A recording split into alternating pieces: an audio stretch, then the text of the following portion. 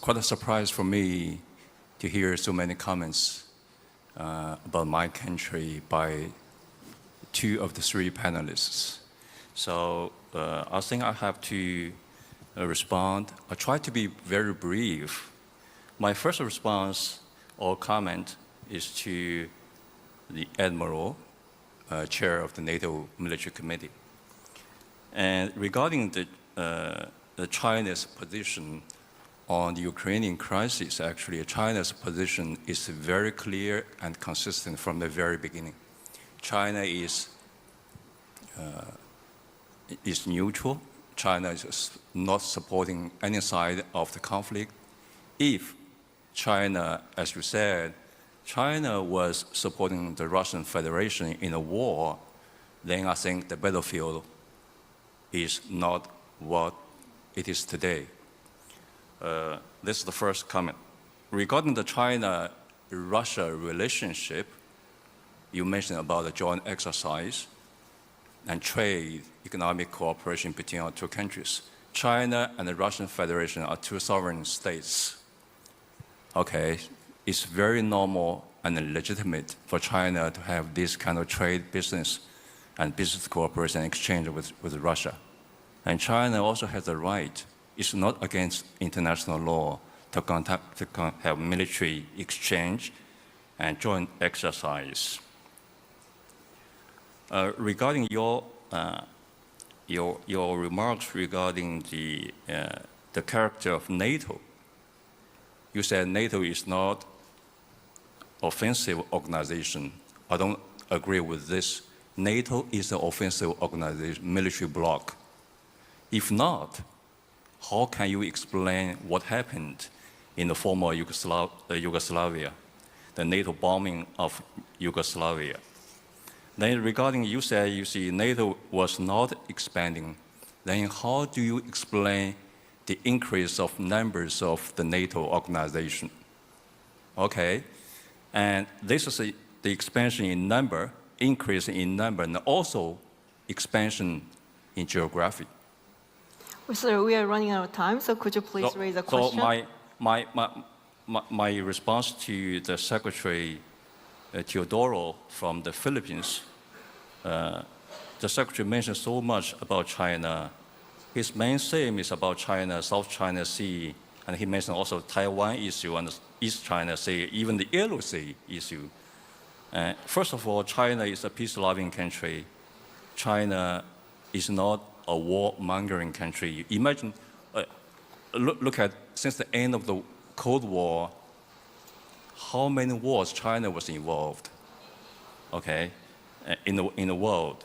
China is proposing, advocating for a community of shared destiny of human beings, while many people, some people, including some panelists here at this dialogue, okay, we're talking about the so-called like-minded countries. That means there are non-like-minded countries. Okay, I think this is the war. This is the mentality of the Cold War, the division of the world into different blocks.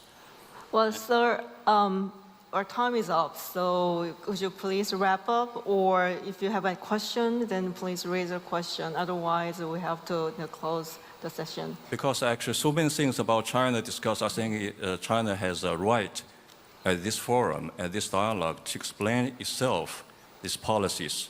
Otherwise, finally, China's position in the South China Sea is very clear and consistent. I think Mr. Secretary knows very well. I don't want to elaborate. China wants to solve the problem with the Philippines and other countries, ASEAN countries, through peaceful means, through dialogue and discussion. Well, thank you, sir. I think you are utilizing this time. You had your golden opportunity if you joined the arbitration, and you would have told the whole world your position, but you chose not to. All right. Maybe you would have lost. Okay, I think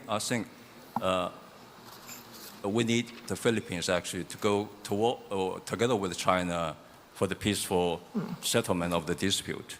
Okay. The South China Sea, West Philippine Sea issue, there are communications channels through our Department of Foreign Affairs and their Ministry of Foreign Affairs.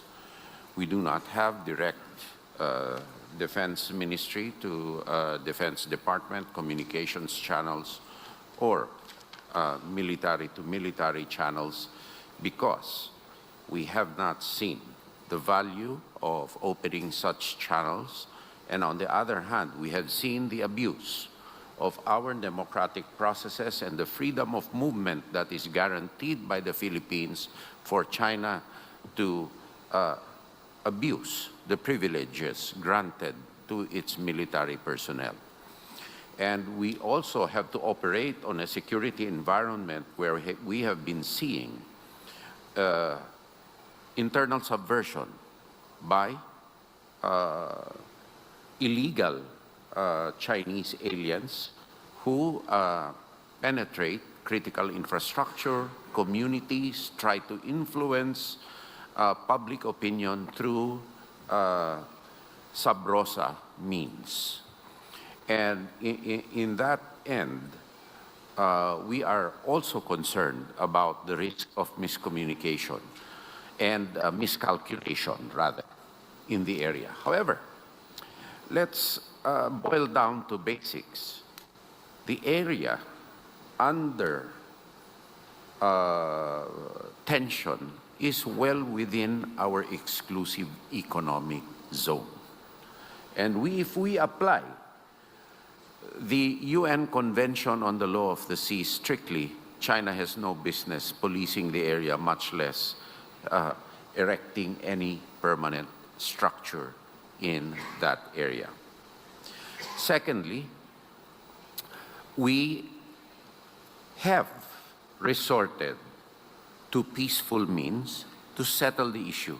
The worst case that we can do as practitioners and leaders of today is to leave things hanging for the future generations.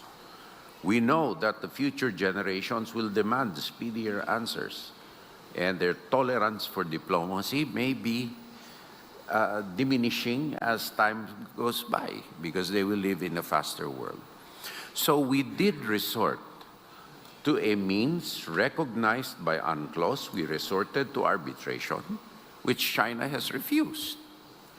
And yet, China continues to try to stall, as it has done several times with other countries, and try to have these modus vivendi arrangements which are non-permanent and supposed gentlemen's agreements which they use to distort the truth. And so the question should be asked to China, what are they doing?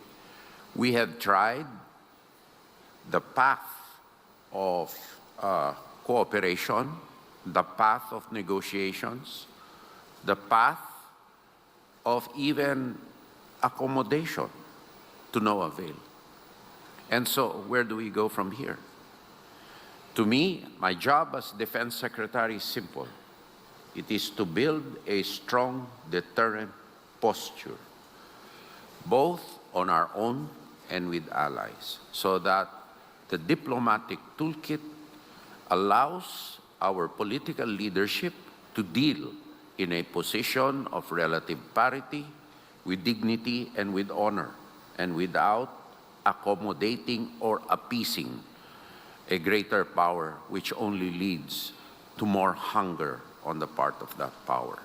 And also, if I may add to your previous question on the connection between what happens in Ukraine and in our area, there are several effects. First, obviously on supply chains, which is important particularly for net importers of energy and other vital commodities, or archipelagic countries like the Philippines and other countries which rely on international trade, such as Singapore. The tension in that area translates to actual higher prices, energy prices to our people, and it also closes emerging economies a potential venue for expanding wealth creation in our markets. Secondly, it also endangers the life of our migrant workers. Thirdly, it affords a living laboratory for actual testing of more lethal and insidious weaponry, which can be applied here. Third, it tests the limits of international humanitarian law, because even areas which are well known in international law as taboo, such as field hospitals, are now being targeted. Fourth, it weaponizes the contrivance of the use of history to a power's advantage. And the history that I claim maybe as a part of an empire or a part of a greater destiny or a reawakening is used also to weaponize and brainwash a populace to add legitimacy to an authoritarian regime.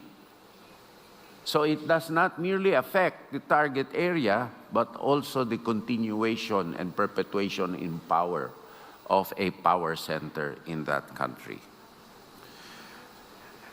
Another one is we have seen the initial subversion by an occupying power of a target population by penetrating its political systems, by buying influence, by generating alternative power sources within in order for public opinion to be formed to gaslight a country when it resists unlawful aggression.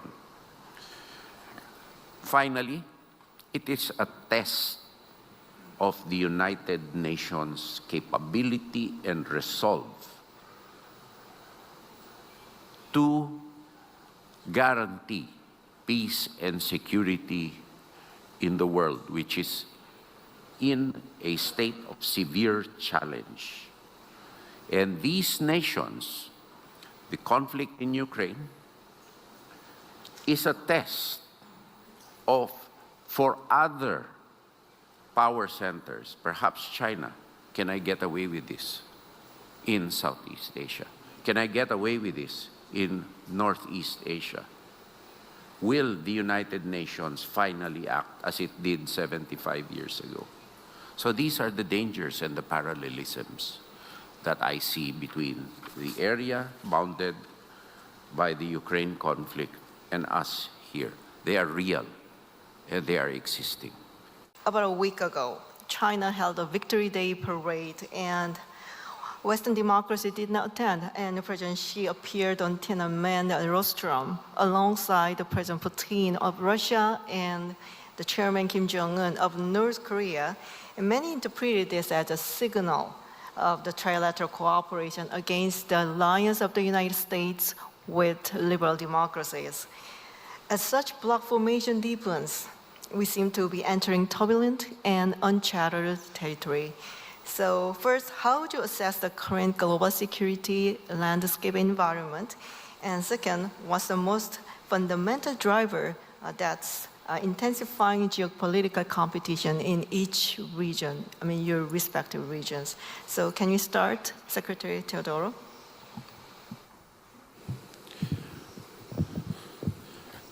Well, I believe that for like-minded countries, the rules-based international order is the foundation of our relations. We approach our geopolitical obligations, our engagements under a framework of law, and with the implicit guarantee that we enter into these agreements in good faith, with the end in view of building institutions and frameworks. It is not perfect, but it seems to be the common way that we are able to discuss our differences, cooperate, and help others in need. There are challenges, naturally, for the simple reason that for like-minded countries, we are here because of the explicit consent of our constituencies. Our own people, each and every one, no matter how distant in terms of relative power, wealth, has a say, and that say is valuable. In other words, we have to contend with democratic institutions in our own countries, while, on the other hand, the emerging powers that were in China the other day do not need to contend with the voice of the people. They do not need to be accountable in the same way we are here. And this perhaps places us at a strategic disadvantage in pursuing shared international goals. It takes more time. However, at the end of the day, the calculus is what is the value each of us places to human life. History has proven that we value our citizens' lives, and we do not enter into both domestic and international experiments that will place them in harm's way, because at the end of the day, we'll be accountable. Unlike authoritarian regimes, which are non-accountable. And in this way, we have to call a spade a spade. We are not diplomats here. We are defense secretaries and defense practitioners. We have seen a display of offensive capabilities. And there is no other way to put it that it is a signal, a strong threat, and a means of messaging to deter common cause for the preservation of democracy and freedom in the world. I cannot put it any other way. Thank you.